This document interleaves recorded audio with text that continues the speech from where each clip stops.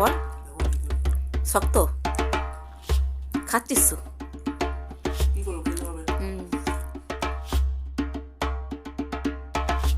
নমস্কার বন্ধুরা, কেমন সবাই? সোনাদির একটা নতুন ব্লগে সকলকে জানা স্বাগত।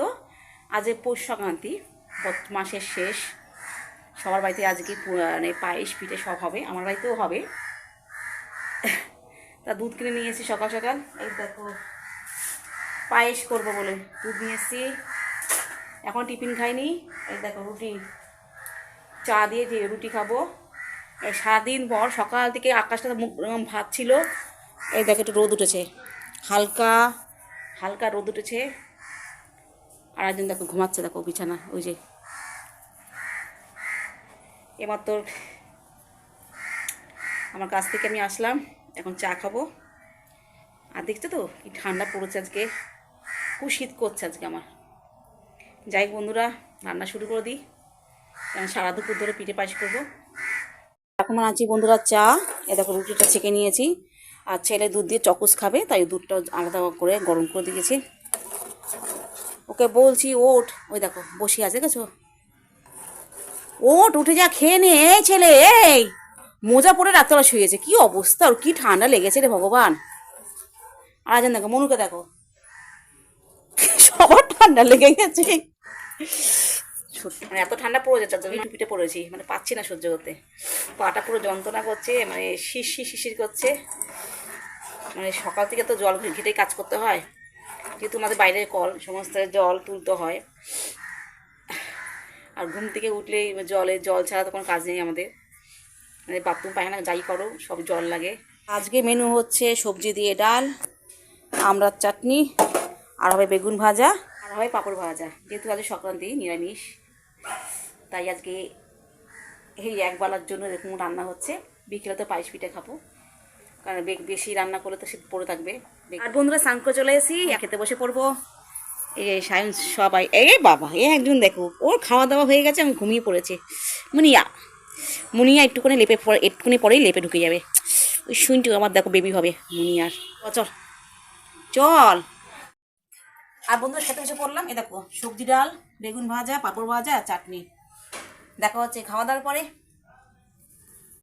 এখন বাজে বন্ধু 4টে। এ দেখো নারকেল কোড়াবো, সব নিয়ে বসে পড়েছি। তা আমি প্রথমে বন্ধুরা নারকেলগুলোকে গুড় দিয়ে মাখিয়ে নেব।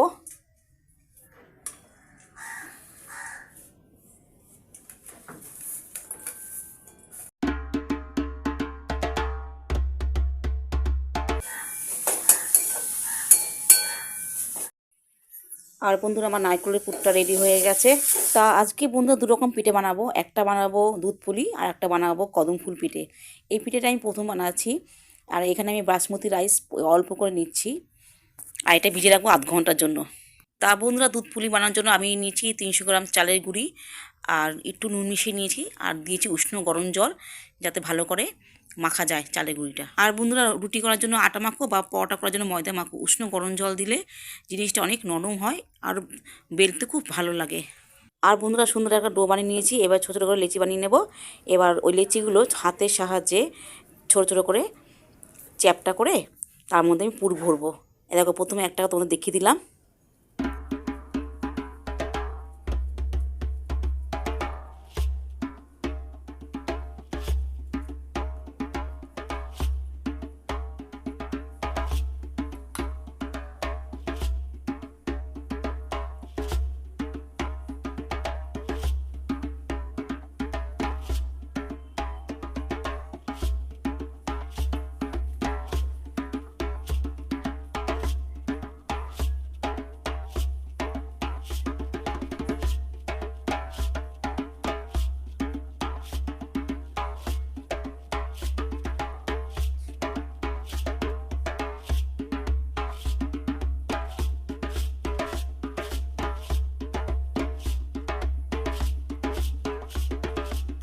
আর বন্ধুরা দুধ পুলি করার জন্য নিয়েছি 1 লিটার দুধ, আর নিয়েছি গুড়, আর দিয়েছি বাতাসা। আর দুধটা ফুটে গেলেই দিয়ে দেবো সব এক এক করে এই মানে পিঠেগুলো। আর এখন বানাচ্ছি বন্ধুরা দুধ পুলি। এই দেখো ছেলে আবদার করেছিল, ছেলের এটা খুব প্রিয় খাবার। বন্ধুরা এখন বানাচ্ছি কদম ফুল পিঠে। তাই এটাকে ছোটো ছোটো করে লিচি করে নেব। তারপরে পুর ভরে এই যে পাশে যে চাল দিচ্ছ, যে চালটা ভিজিয়ে রেখেছিলাম আমি সেটার মধ্যে সেটা উপর দিয়ে ডেকোরেশন করবো আমি।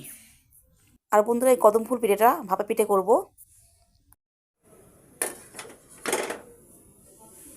এটাকে ফুড কালার, এটাকে একটু গোলাবো জল দিয়ে দিয়ে একটুখানি দিয়ে দেবো এখানটায়।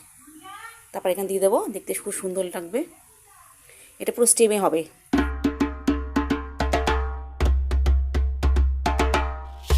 তার কালারটা দেওয়া দেখেছো কেমন হয়ে গেছে? প্রথম করছি, খেতে কেমন হবে জানি না। আর বন্ধুরা, আমার 15 মিনিট হয়ে গেছে, এখন দেখবো পিঠেটা কেমন হয়েছে। চলো।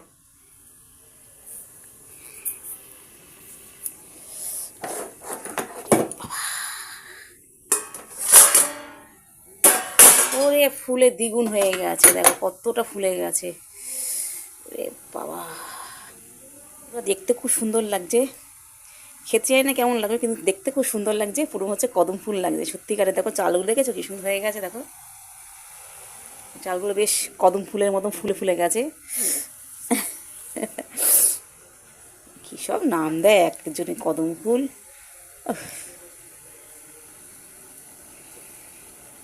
আর বন্ধুরা কোনোদিন খাইনি, আর এই প্রথম বানালাম, তাই একবার খেয়ে দেখবে কেমন হয়েছে। নরম হয়েছে, কিন্তু খেতে খুব একটা ভালো না, আমার একটু ভালো লাগেনি। আর দেখতে মানে বাজে হয়েছে খেতে। ছেলে খেতে দিয়েছি, বলছে কেমন হলো? ভালো হয়নি বা, তোমার ভালো পারে না করতে। ওর যে ছিল পায়েস খাবে। এই তুই এর দুধ পুলি বলছিলিস, খাবি বলছিলিস, বানিয়ে দিয়েছি। হ্যাঁ বল, শক্ত খাচ্ছিস তো?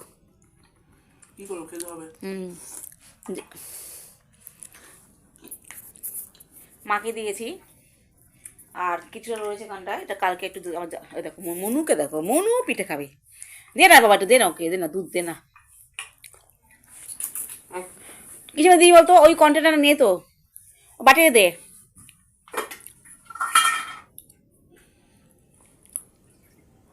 দিস না।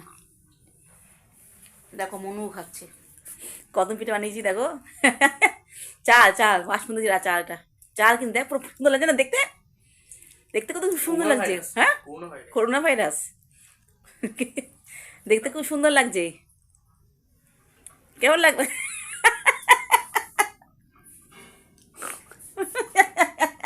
বাজি খেতে কদম পিঠে আমি একদম অখাদ্য।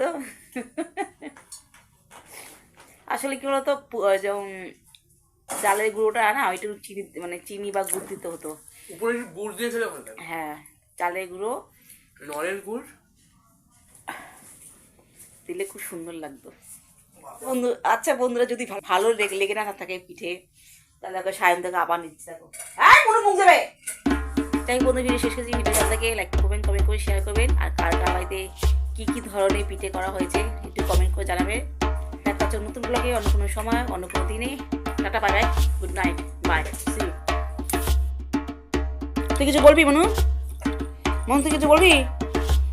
তুই আজকে ইসে খেয়েছিস, পিঠের দুধ পুলির পায়েস, দুধ খেয়েছিস, কেমন লাগে মনু? কমেন্ট কর।